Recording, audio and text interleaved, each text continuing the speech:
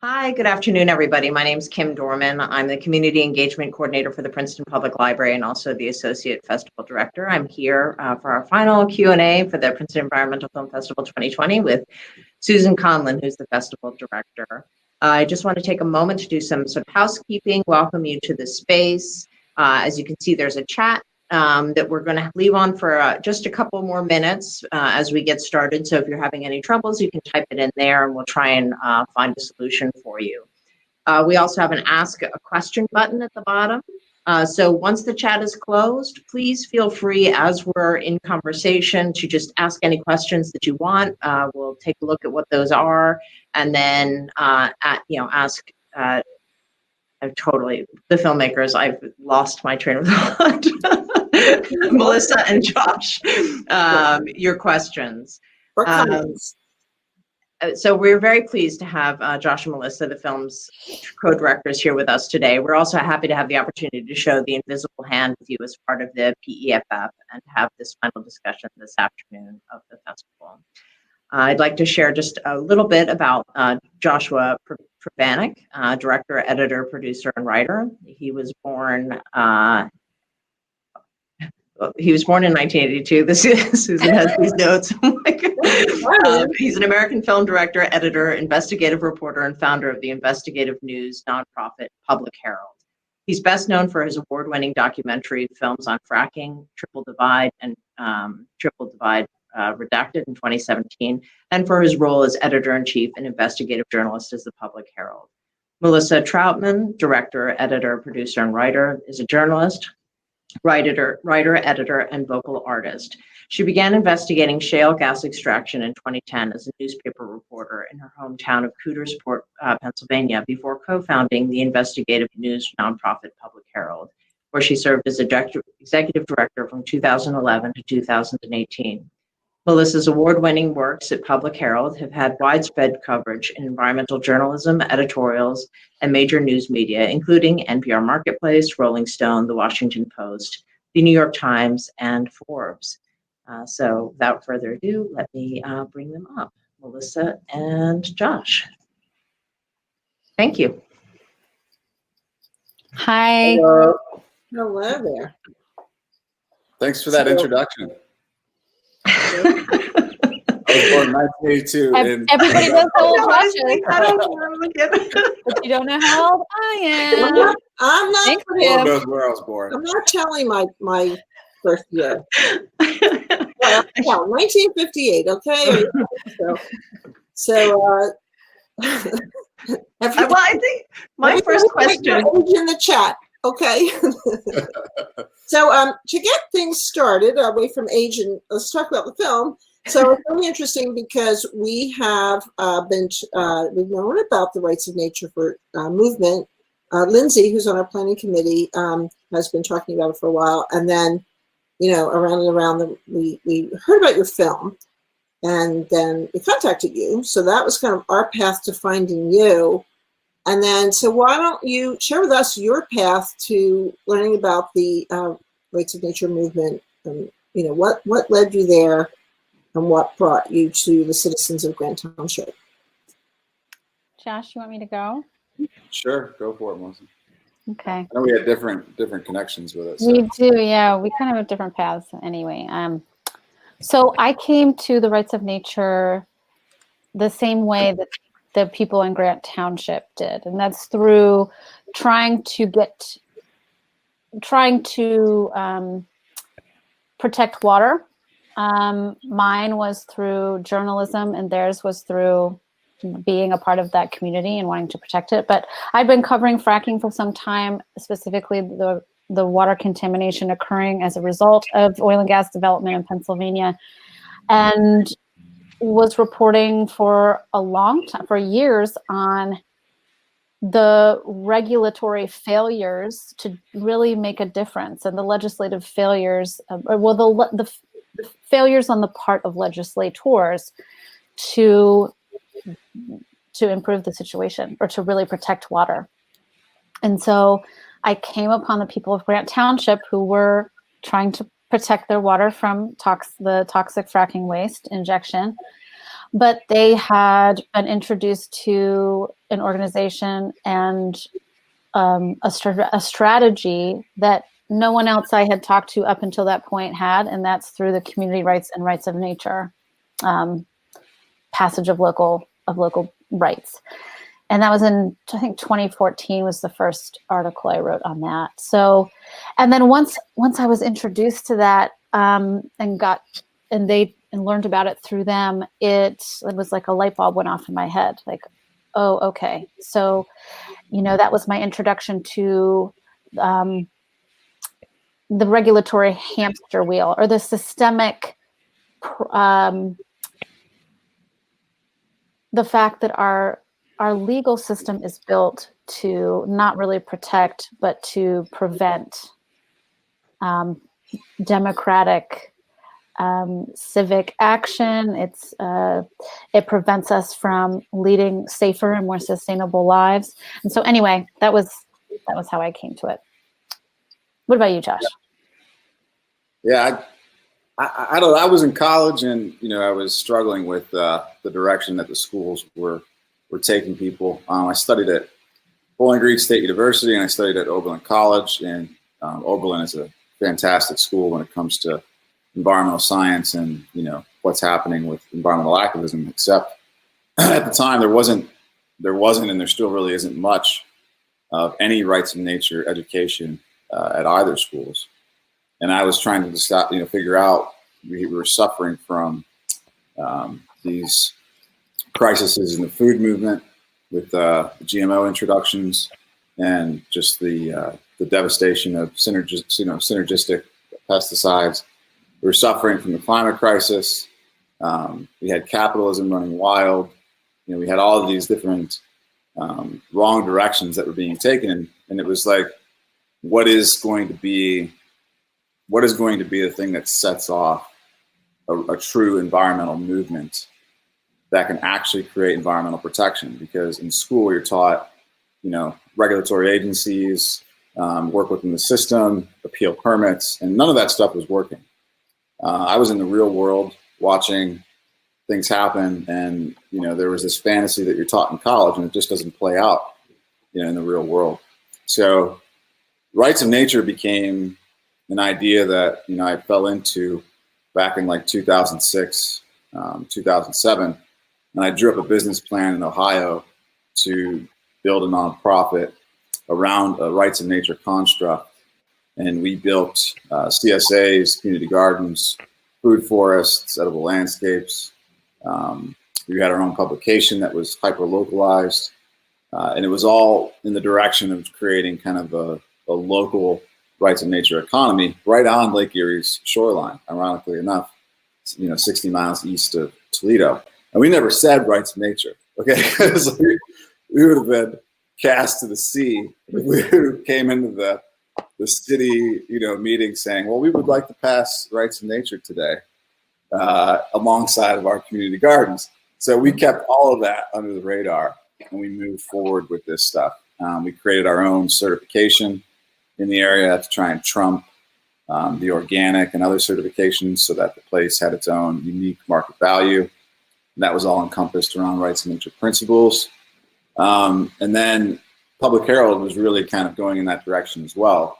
And luckily enough, it became possible to make this film once rights of nature got into the mainstream, which ironically came mainly from fracking. So fracking became a big enough enemy and a scary enough enemy for something like rights of nature to be real. So all of a sudden, rights of nature was like a thing everybody could agree with and understand that we need this in order to confront fracking infrastructure and fracking industry. And that was like, holy cow. Because when I gave a speech in 2010 on rights of nature, I might as well have been talking about aliens at Bowling Green State University. Even the intellectuals were really just struggling with, this idea of nature's rights. So that's the timeline, I think, for me, of getting into the film and kind of like where it came from. I mean, in some ways, you have a bunch of films in one. I feel like all around this idea of the rights of nature. So you have all this footage from Standing Rock, you have all this footage from Grant Township. Like, at what point did you start saying, I want to do a rights of nature film and all these things are tied, or were you thinking about doing separate films? Like, how did it come together to be the film that you've made? Well, I think it was really important for Melissa and I to understand, the antithesis. So we knew that the antithesis was the invisible hand. It was the free market and it was capitalism. So we started there, which was basically like laying the foundation with that ideology.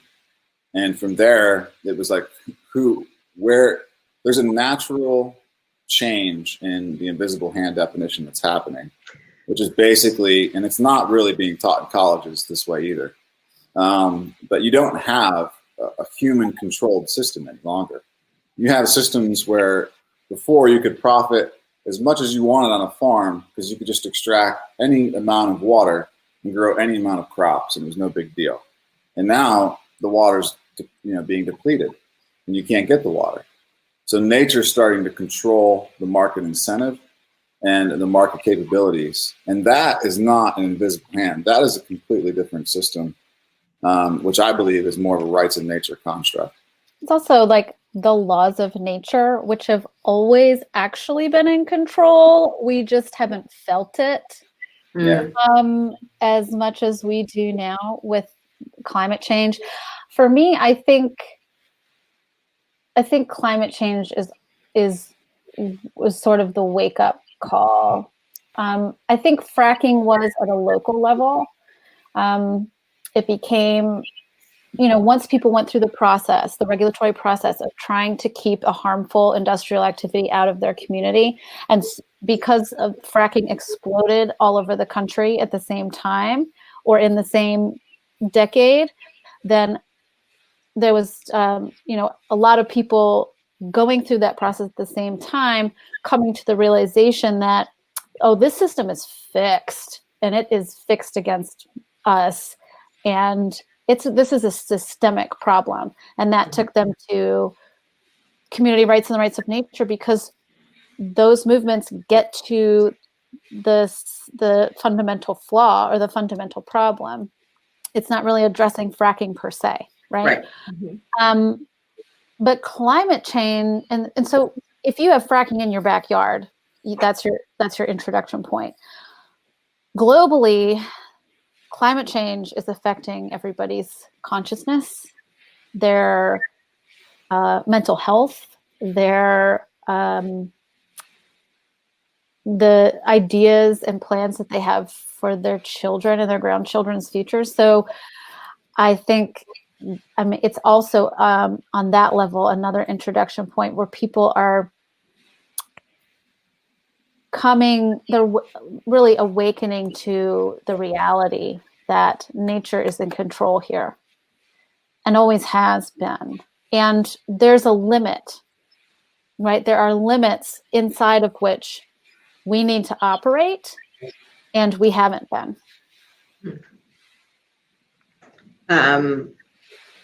Susan, do you mind if I ask a follow-up question? Yeah, that I think, that's like an incredible insight. I think when we're talking about, there's so much of the film that is about law and about the law of, our towns and our states, our federal laws, but also the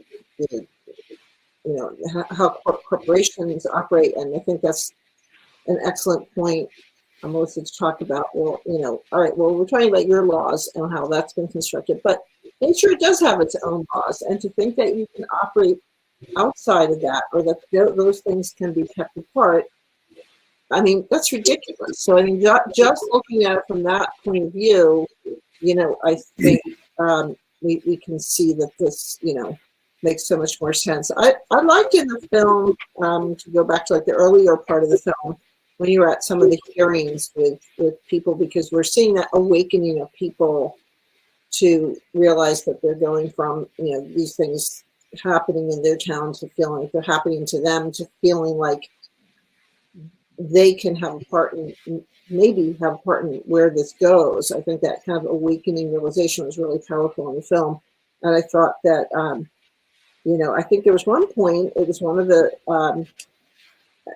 I don't know what the guy did, but he was either the township staff or but he was talking about, oh, I'm a professional and I sign off on this, I'm responsible. And I thought, I've actually heard that comment made before.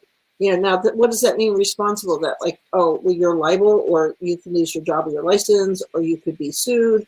Because I thought that was really interesting that he said that.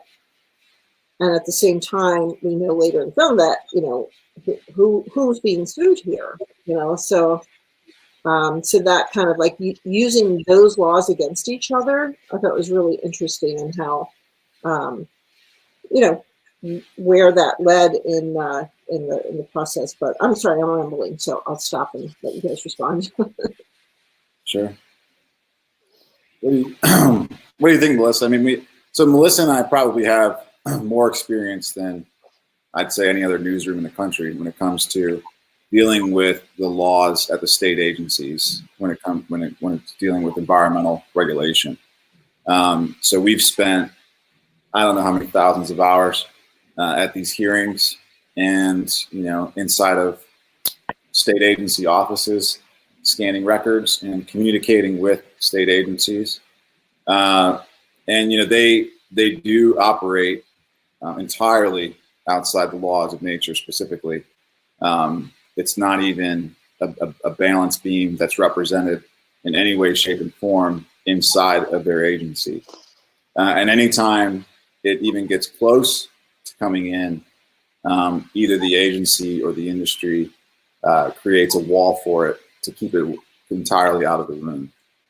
And these folks like Eric, and Eric's a good guy. I mean, we've met Eric. He's a really nice guy. We haven't anything bad to say about him. Unfortunately, he's captured within this systemic problem of those agencies in a way of thinking that is destructive for the environment, and it is counterintuitive to keeping the environment safe. And that kind of dangerous thinking is within every state environmental regulatory agency that we've come across this country. And Melissa and I have toured anywhere from Massachusetts to California and studied those laws and talked to people, and we've never found it to be any different. There's different levels of destruction, and some agencies are worse than others, but they're all destructive when it comes to the environment. And they are very arrogant and very closed-minded when it comes to environmental solutions, such as rights of nature, which was trying to be deployed in Grant Township at the time. Well, as evidenced by the fact that the Pennsylvania Department of Environmental Protection sued, the regulatory environmental agency sued Grant Township, whose goal was to protect the environment, which was the same goal that the department was supposed to have. So now the reason the department gave for suing Grant Township is because Grant's law basically stripped DEP of their power. And so a big part of this that I think we really need to continue talking about is the idea of power and who has it. Who gets to make the call about things that immediately impact our lives, like drinking water. And that's the power structures and hierarchies in place. We've been complicit. I mean, we as a society have supported these, and we are complicit inside of them. And but this movement is an attempt to put power, to honor the rights and the sacredness of life, and also give power back to nature itself and to the communities who are living communally in a particular place. So, and like Josh said, we've met a lot of really great people who work at environmental agencies, who are there in order to protect the environment. but they're working in a flawed system. Right. I mean, it's a recentering of like what's important. That's the rights of nature, does. Yeah, we should, Melissa talking about power. It's also about, who empowers those agencies. It's not just corporations who are empowering these environmental regulatory agencies to come in and sue a place like Grand Township. We have a huge problem with leadership in the green movement, in the environmental movement. And green organizations, the majority of green organizations in Pennsylvania could be doing what Grand Township has done. They could be banning fracking. They could be banning infrastructure. They could be banning, climate change type situations like the Shell cracker plant being built outside of Pittsburgh. And they could do that under a law called Home Rule. But for them, that's foreign territory. Mm. And they're really not willing to get out of their safe place and their safe system that they've created. So they continue to exhaust communities on zoning and ordinance changes and comprehensive planning, which we've watched fail over and over and over again across Pennsylvania. I mean, zoning and ordinance is just a way of saying we're going to accept destruction, but we're going to accept it in this zone over here. And Grant's like, we're not going to accept any destruction here or any kind of threat or risk to this community. And we're going to pass these laws to make sure that we can do that. You would expect most green organizations to jump right behind that. But we've been met with a lot of restraint and a lot of confrontation about these ideas when presenting them to the general leaders, of your typical kind of green movement or green organization. So I think that's important. Sorry, it's important to remember that. That's all. Because you're asking people to totally reshape the way that we work in the world. I think we had the gentleman Kyle Powis-White talk about how at a conference here in Princeton that the last 400 years has been the dystopian future for most Indigenous folks. Like, absolutely, the dystopia that we imagine has been their reality for 400 years. And, a lot of I think for me, one of the main themes of this year's film festival has been environmental justice and racial justice, which showed the Sacrifice Zone, Mossville, Maxima, Conscious Point, Kobe and Largy, just to name a few, as well as your film, where there are so many communities that have been on the forefront of this battle, really, to try and, preserve the water, land, air, which hasn't had any rights. And I just, this is mirroring what we can all expect if we don't make these changes. It's frightening. It's a frightening situation. Attenborough said it really well in his new film about biodiversity and the idea of rewilding this landscape. In his lifetime, watching a landscape that was once 66% wild dwindle down to 33% wild and destroy the biodiversity of those areas. And rights in nature is the idea of taking action for biodiversity. It's the idea of making sure that you're creating inalienable rights for the environment so they have a place to be wild within your area. And where I'm at right now, which is I'm coming to you from the occupied lands of the Lakota and Dakota, the Sioux people in North Dakota. I'm right on the Canadian border. And I'm surrounded by these Bakken shale oil and gas wells at the moment, and surrounded by monoculture farming. So you might have places for corporations that are this large and places for farming that are this large. And the place for the wild is just like a hairline in this landscape. They have no way to travel, no place to live. They're pushed to these corners on these lands, and their corridors for surviving are just depleted. So you don't have herds of buffalo. You don't have herds of, elk and other kinds of animals like that. They're just gone. Mm-hmm. You have like one moose you see the entire time you're here, or a couple deer, and the native prairie bird populations have been changed over to an invasive bird population, and those things are frightening to me, like absolutely frightening. So in Grant Township, when they were sued, I mean, in terms of, the injection wells, I mean, so if they have a victory there and they're able to stop it in their very small town, I mean, what difference does it make if it just moves 5 miles away to another town and then they have to fight it? So, I mean, fighting these battles on the local level when the state can do something and finds it too difficult or doesn't want to take it on,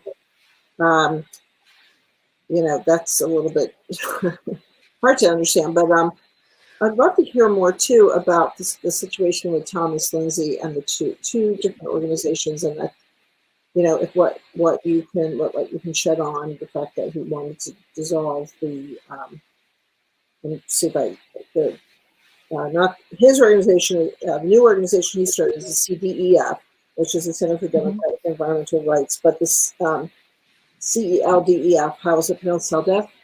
CELDEF. Yes, that's Community Environmental Legal Defense Funds. So where's that at right now? And why the split? I mean, I could imagine that the two organizations want to have focus on different areas, which when I looked at both of their websites, it looked like that is going on. But tell us a little bit more about it. Because Thomas Lindsay is one of the. The first part of your question was, sorry, the first part. Just talking about the path separating between with Thomas Lindsay. Oh, that, and then you mentioned something about the harm moving to a different town. Yeah, go ahead. Oh, that first part of the question. Yeah, that was a totally different thing. Yeah. Well, I'm gonna hit them in reverse order. Okay. So, we don't know everything that happened inside of CELDEF because they're not talking much about it on either side. They are, from what I understand, still have not finalized the settlement between Thomas Lindsay and the CELDEF organizers. And we asked plenty of times, both Thomas and the CELDEF organizers, and they are pretty tight-lipped about it. There's definitely hurt feelings on the side of the organizers, but more importantly, the residents who CELDEF was helping, and I think the sense I got from Thomas was that things weren't working, and he and Mari needed to go in another direction. I don't really know. We don't really know exactly what happened. There was clearly a big rift there, and it definitely left a mark on a lot of people. But I would encourage folks to reach out, to look at the work that both of those organizations are doing. We don't have any experience with CEDAR, which is Thomas's new organization. We don't have much experience with them. They're also new. But we do have experience with CELDEF. And anyway, I encourage folks to reach out and do a little research on their own there. As far as, a locality banning a harmful activity, and then the corporation being able to just, well, we're just going to move it over here where these people are going to allow it, or where these people don't have the resources to stop us. Corporations have always done that. They've always done that. That's the reason they don't pick rich neighborhoods first, because those people have the resources to fight it off. There is a criticism of the community rights movement that it's a NIMBY movement, not in my backyard, but especially if you work 40 plus hours a week and have bills to pay. That's all. The only time you have is to protect your backyard. And so I don't see that as a bad thing. I think if everybody was empowered to do that, it'd be a lot harder to do anything bad in anybody's backyard.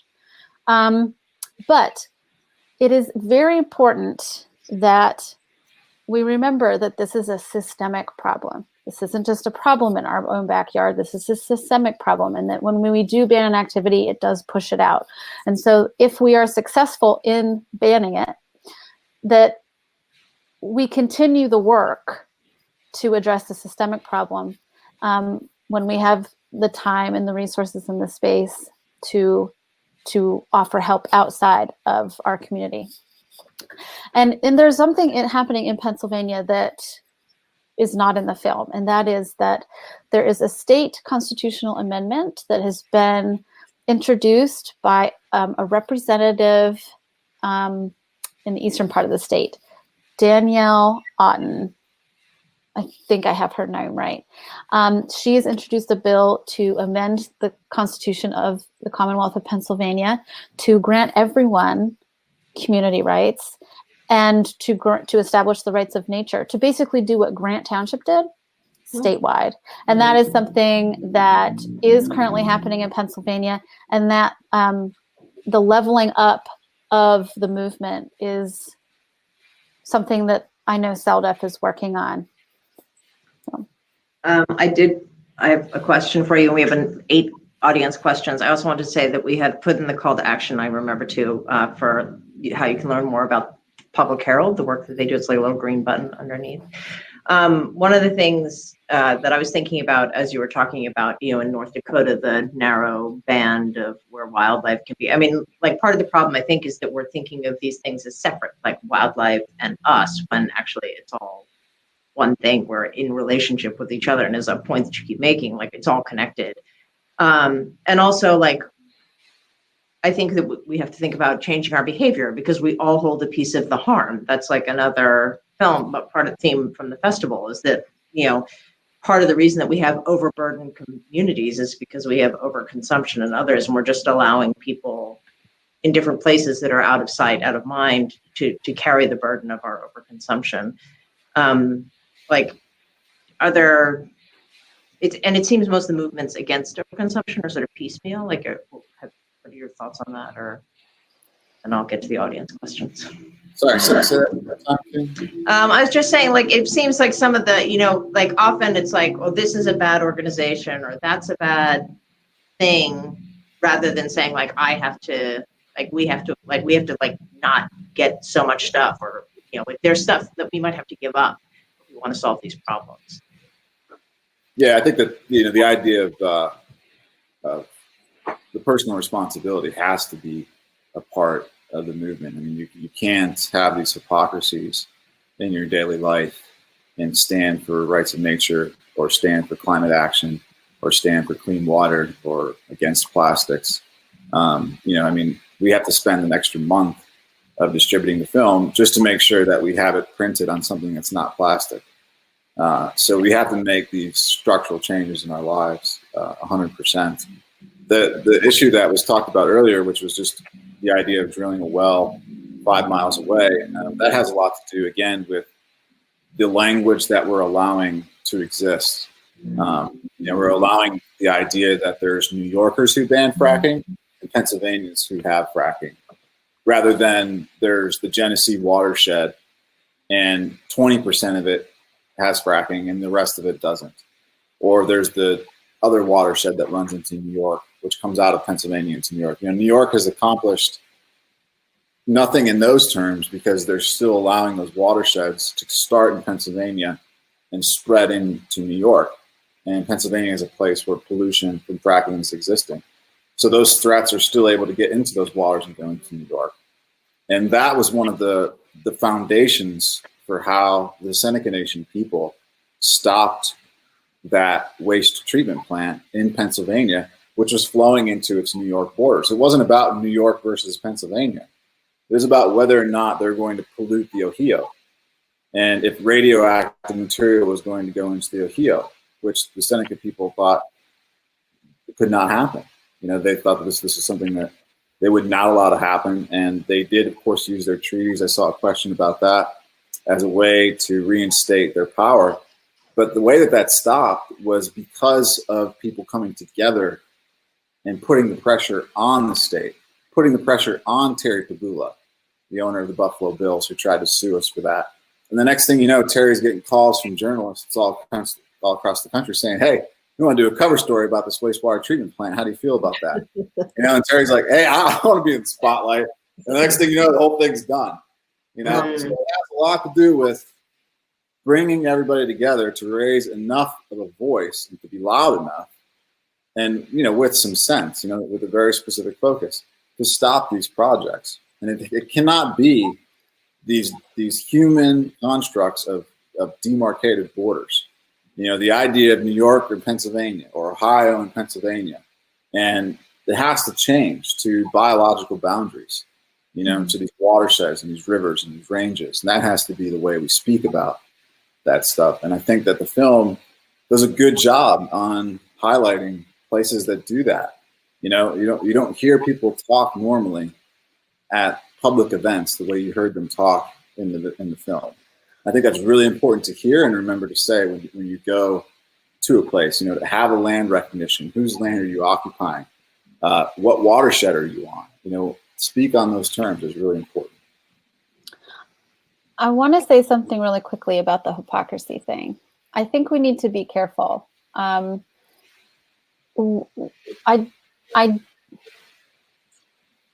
a certain amount of hypocrisy that we're all always going to. It's not hypocrisy.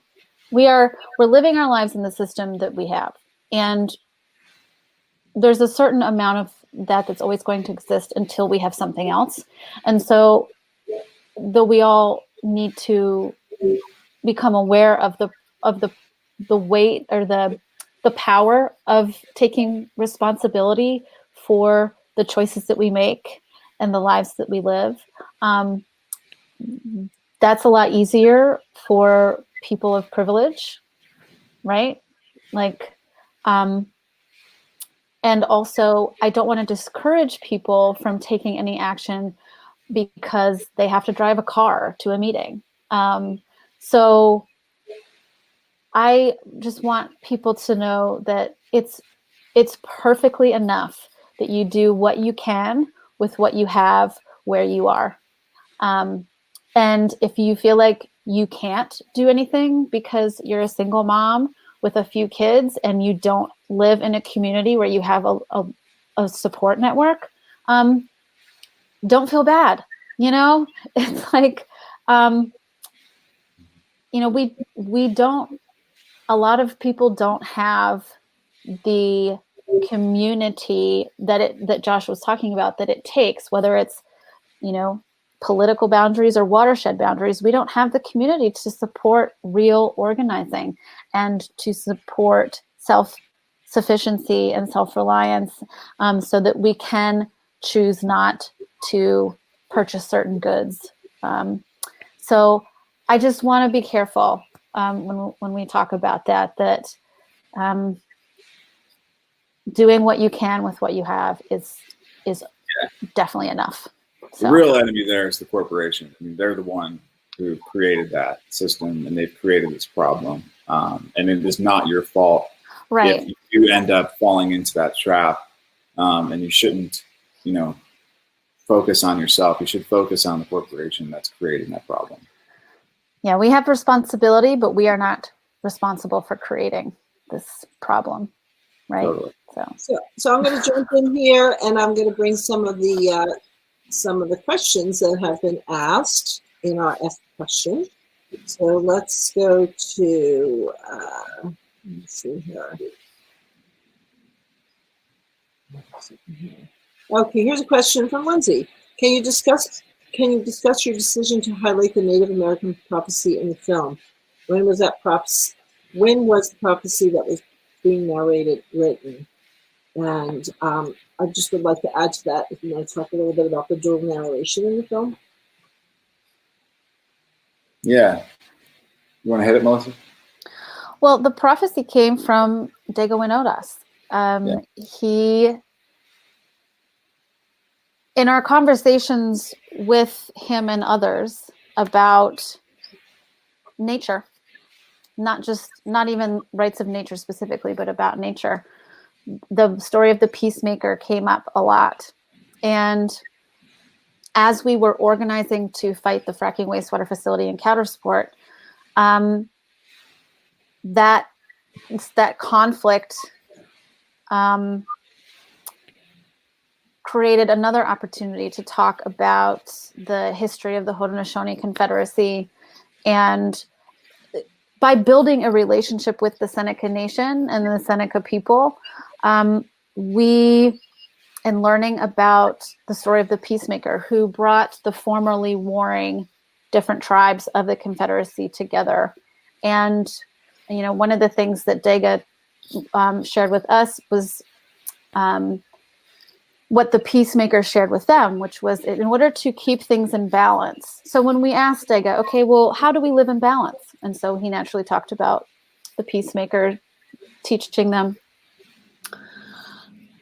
that the way to stay into balance is to respect yourself, other people, and all of creation. And that it's really that simple if we manage to do it. And so we naturally asked him more about the prophecy, and it became clear that this was a great narrative thread to weave throughout the film. Would you say that's right, Josh? Yeah, I'd say so. Okay. Melissa and I were, we're doing this film, and we're going around asking about rights of nature across the country, and inevitably we ended up talking to too many, and mostly white people, about this idea, because it was an idea in some cases of privilege, because they didn't have other issues that they were being faced with, so that they could deal with just rights of nature specifically. When we talked to, I think it was the Blackfeet and then the Ho-Chunk about rights of nature, at the time it was 2014, and rights of nature still wasn't a concept that was introduced into those cultures. It's inherent within their language and within their philosophy. No, they don't need it. I mean, at a cultural level. Yeah, they don't operate within this Western legal construct that we have. So, of course, we need it, because in our society of law and order, that's the language that we use. Because nature isn't there.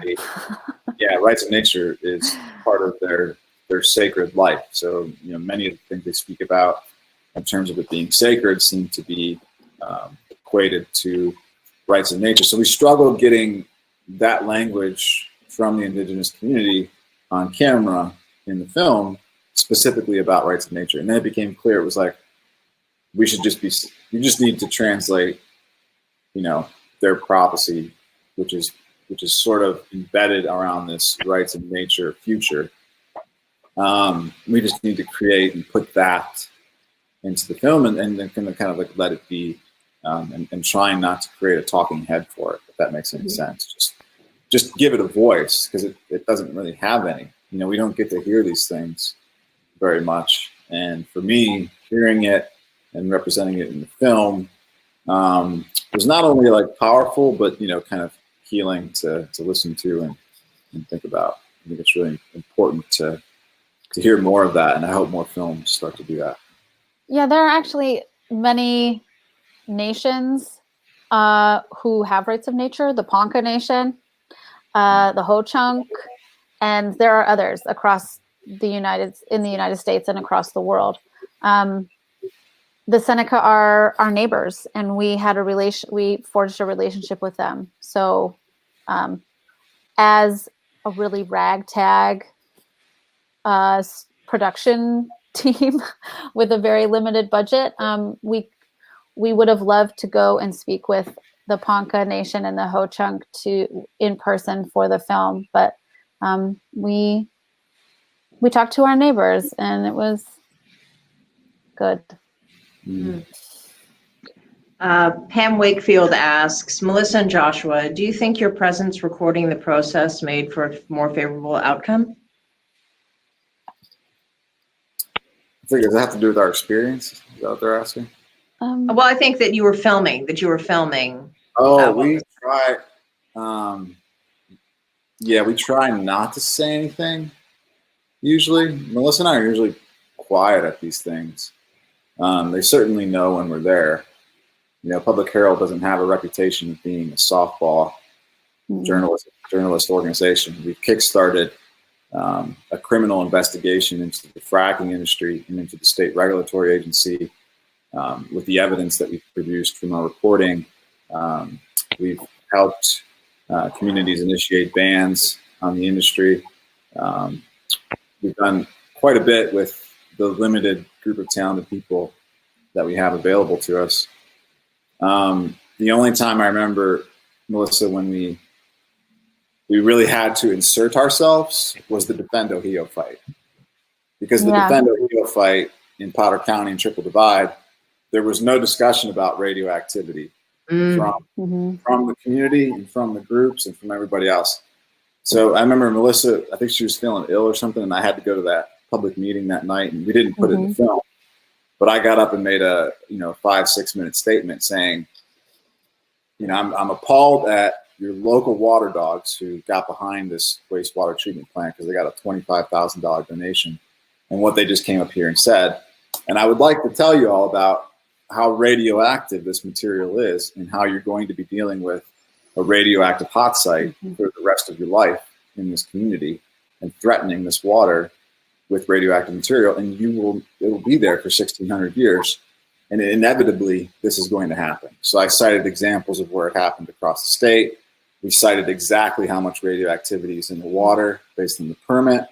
And all of that stuff comes from our reporting. So that was one instance where our presence definitely made a difference because we changed the narrative from let's talk about what air emissions or chemical emissions to radioactivity, which is all we thought was important because it is what's really important when it comes to fracking.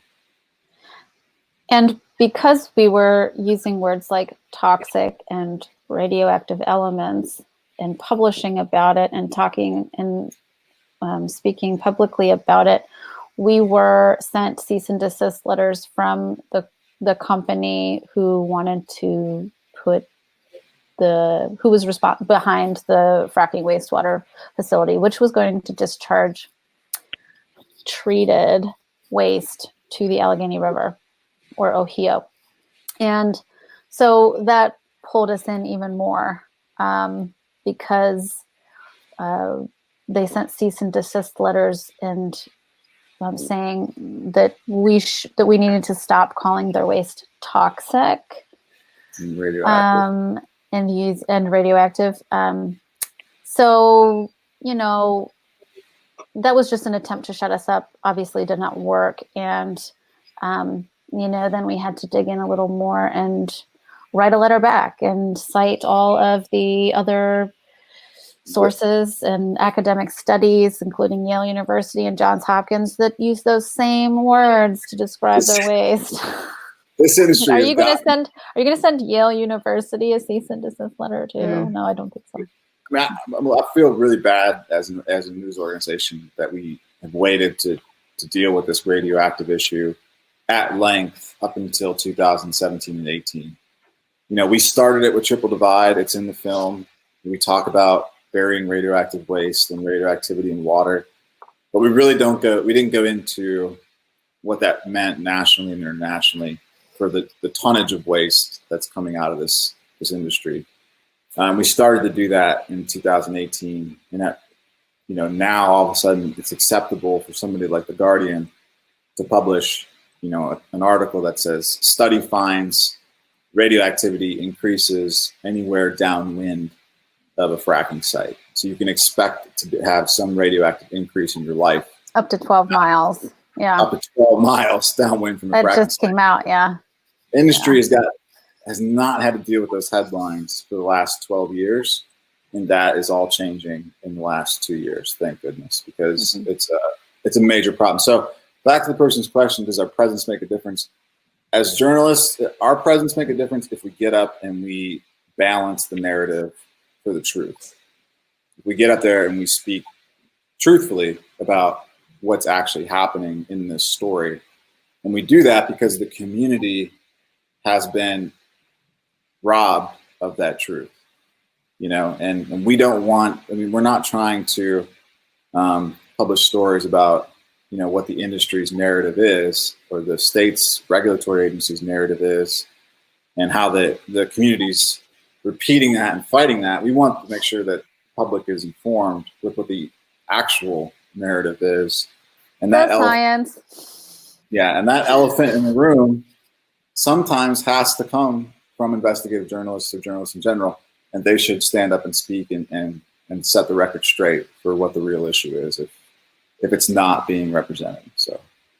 Yeah, I think that's one of the reasons I really wanted to show your film, just to highlight all these issues. Like sometimes whether it's, you know, what the role of the EPA is, and also, you know, when these things happen, there's always this talk of outsiders who are coming in and people who are trying to rile up the community. When the fact of the matter is often it's a community needs help and they're reaching out to people who have more knowledge than they do and more experience. And so I was grateful that you really sort of told that story throughout the film.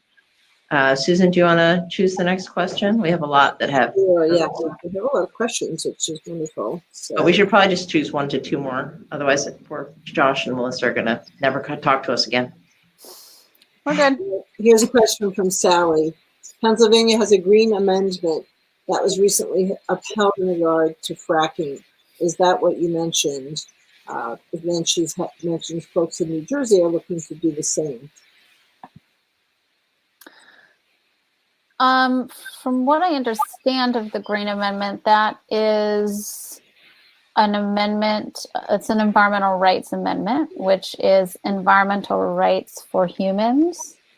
I haven't looked into this a lot, so I'm not exactly sure, but I have. Right. Okay, so I have talked to some of the rights of nature folks, and this was a while ago, and their point about it was that it's not the same thing. So that is another. In Pennsylvania, we have a constitutional. We have an article in our Commonwealth Constitution that grants the right to clean air and clean water, and for the preservation of natural, scenic, yada yada. We have that in Pennsylvania. Rights of nature is distinctly different because it gives rights to nature itself. So when we have environmental rights, we have to be harmed in order to bring a case for remedy. The rights of nature, a human doesn't have to be harmed. It doesn't have to get that far, right? If nature's right to exist, thrive, and flourish and naturally evolve is threatened or impaled, then that is cause for a legal case. Yeah, that's a kind of a confusing thing. You have state amendments that are what they call basically environmental rights or green amendments. And the green amendments, environmental rights, are not rights of nature. They are anthropocentric laws. They are laws that deal specifically with human activity. Rights of nature is an ecocentric, a biocentric law. You're removing humans as the main focal point of that law, and you're replacing that with nature and with things like biodiversity. So when you see fights for environmental rights, and you might think that's nature's rights, that's not. That's normally a fight for something for specifically. Our rights. Yes. The human right to clean water, not nature's right to clean water. And as we know, humans' right to clean water, we can withstand quite a bit of pollution. But the hellbender in the film, that salamander, might not be able to withstand that much pollution in that river. And the TDS and the discharge of certain things might need to be a different level for that particular animal to survive. And that's more like rights of nature laws versus right. But really, I mean, the regulations in Pennsylvania, in the Clean Streams Law at the federal level, and the Clean Water Act at the federal and Clean Streams Law in Pennsylvania does have TDS and other pollutant limits written within those regulations. The problem is they aren't really enforced by state agencies and federal agencies that much, and they're enforced too late. They're usually enforced after damage has been done. And the permits that are issued with those reduced limits that are supposed to protect critical and sensitive species, sometimes they work and sometimes they don't work. And where they don't work, it's because it's not cumulative. They're not looking at cumulative effects over time, like with the radioactivity issue with fracking in Pennsylvania. The reason we have radioactive riverbeds in Pennsylvania now is because they weren't thinking about the accumulation of these things. So, and anyway. if I may ask, also in terms of oversight or advocacy, if we have legislation or laws passed for the in the rights of nature, who's going to make sure that those things are done? Who's going to stand up and speak out? It needs to be leaders and lawyers, people that are the leaders of that community, that are leaders of that movement. They need to file those lawsuits and start to represent nature in the court. That's the big difference between those two things. With the Environmental Rights Amendment, you file a lawsuit on behalf of humans. With the Rights of Nature bill, you file a lawsuit on behalf of nature. And that's the kind of argument that we need to see happening in the courtroom. And it's really, really important for people to know that and to demand nature's rights and nature's presence in courtrooms across this country, because every single state is being captured by corporations to try and pass statewide bills to prevent rights of nature lawsuits from being brought into the courtroom, just like in Ohio. And it's up to Ohio to defy that order and to try their own case, whether they do it publicly or another way. They have a hard fight there, but they have a lot of great people in Ohio, and I believe they're going to get something done. I'm a bit less prescriptive. I'm really not sure, what the strategic answer is here, other than the fact that in order to have rights of nature, they have to be enforced. And that does take people willing to enforce them. And it takes people doing that at the legal level, but it also is more than that, right? Changes in our legal system and with the structure of our legal system is going to take a long time, okay? Because like previous cultural change just in our own country, it takes decades of organizing and legal work and having cases thrown out and as illegitimate before they start to become recognized as legitimate. I think that it's also important not to wait for the courts to say that nature can have rights. I think it's important for people to believe that and hold on to that in their hearts so strongly that they are willing to defend nature before its legal precedent, Right. And that might mean like the yellowfinch tree sitters that have blocked the Mountain Valley Pipeline in southwestern Virginia. It might mean sitting in a tree for a really long time. They were up to, I don't know if they've passed 800 days, but it's pretty close if they haven't. And I visited that tree sit camp a few weeks ago and just sat down on the ground among the trees that are still there only because those people put a stake in the ground and said, "You will not pass." And that's the reason those trees are still standing. And that gave the legal cases against the Mountain Valley Pipeline time to do their work, and they're winning in the legal on the legal front for the Mountain Valley Pipeline. But if those tree sitters hadn't been there, the trees wouldn't be either. So that's important to remember too. Well, outside of the legal framework, how is this movement advancing in our culture, and how, are there, conferences? Are there, where is the, coalition of thought coming together on these ideas? There are a lot of people talking about rights of nature now, which is really awesome. Mm-hmm. And if you visit our website, invisiblehandfilm.com, we have an action page. And on that action page, there's a list of organizations working on rights of nature. Everything from the Global Alliance of the Rights of Nature to CELDF is on there, CEDAR's on there, Earth Youth Advocacy, which is a youth-led group, is on there, and they are doing more and more work on rights of nature and earth jurisprudence, which is another angle of granting or honoring the rights of nature.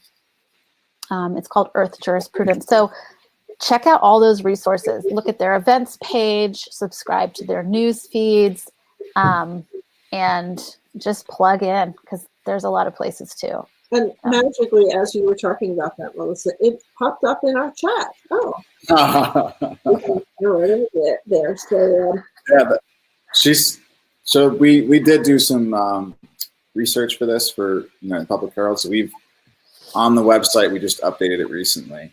Great. On What Are Rights of Nature page, there is a place there where you can start to read all the legal documents that exist across the world. For rights of nature. I know we just uploaded like 60 or more, so I'll change that out today, and you'll have references that you can use there. And as Melissa said, yeah, we're all about a lot of resources and data. Awesome. So are libraries. This point totally just underscores what I think is one of the critical, most important parts of the film is the role of journalism in our lives right now, and just being able to to have the Public Herald and what you're doing there and what you have done there is really phenomenal. I mean, I think it's I have watched over the last 25 years to see the local small community media shrink. Well, all of it from our largest papers in the state to our community newspapers just get smaller and smaller and smaller. And I remember a time where it was very common to pick up the paper and read about coverage of a local meeting in your town, and to find it and that there were reporters there, and there were, you could read about things, and often these were the triggers for people to get involved. And once we don't know about things going on, and we can't see the change that's coming, and we can't see the priorities that our local government has. We can't stand up and speak out. I mean, I just thought it was, it was really great to see the people in Pennsylvania, regular people coming out to these meetings and saying, no, we don't want this, and asking really hard questions, and it comes from the work that you're doing. So, thank you for doing that work. Oh, Happy thanks for to that. do it. Yeah, a side note to the film, when the reason we met the Seneca Nation is because Melissa and I both wrote editorials about that wastewater treatment plant long before the thing got going. And as this state public meeting happened, we're really good at marketing our work. So we pay, Well, Josh is. To be clear, it's Josh. You guys. So he's doing all the marketing. All of the terrible shit that corporations do to your marketing, I know how to do online. So I go in and then market good stories throughout an area, and we spread that story throughout like a 60-mile radius. And the Seneca found it. So the Seneca read it on their website, and then that's how they came to that meeting inside of College Board. And then when I spoke, we were like, oh, that's Public Herald. So then we joined together after that. So it was a really cool, like, real time kind of change that was happening because of, you know, journalism and publishing, which was great. Well, no, go ahead, Melissa. I just wanted to offer you a chance to offer any closing comments before we sort of say goodbye to everybody. Not to put you on the Yeah, Melissa. hot spot. Yeah, Melissa. So bring it home, Melissa. Come on. Well, I was born in 1980. Perfect. There it is. Perfect. Well, thank you so much. It was such a wonderful way to close the Environmental Film Festival. You know, thank you to everybody who came and watched films. And thank you so much, Josh and Melissa, for all the work that you put in this film, all the work that you put in these resources that are available in the chat, and for your work on the Public Herald. It's been a delight to have a chance to share this time with you. And if I could just add, one of the things that came up in all of our discussions, our Q&As, and just in the films was just this simple idea about being present and paying attention and having passion and learning and doing things. And I think this year the main thing, and Kim and I mentioned it, we talked about it a few times, is showing up. And you know, for people just to show up and to be there is really important. So your film was a great reminder of that as well. So thank you. And documenting people showing up all over the place. Absolutely. Absolutely. Well, Thanks for your film. We wish you, you know, a good journey with this film, getting it out there to people. I anticipate that you'll be making more films. Absolutely. You want to see them. Well, thank you both for selecting the film. Yeah, it was an honor to be here and really nice to talk to you guys. And I hope that your festival. Yeah, glad to be a part of your history here, and you know, look forward to what you guys have coming. Thank you. Thank you. It's a great festival. Bye, everybody. Take care, everybody. See you guys.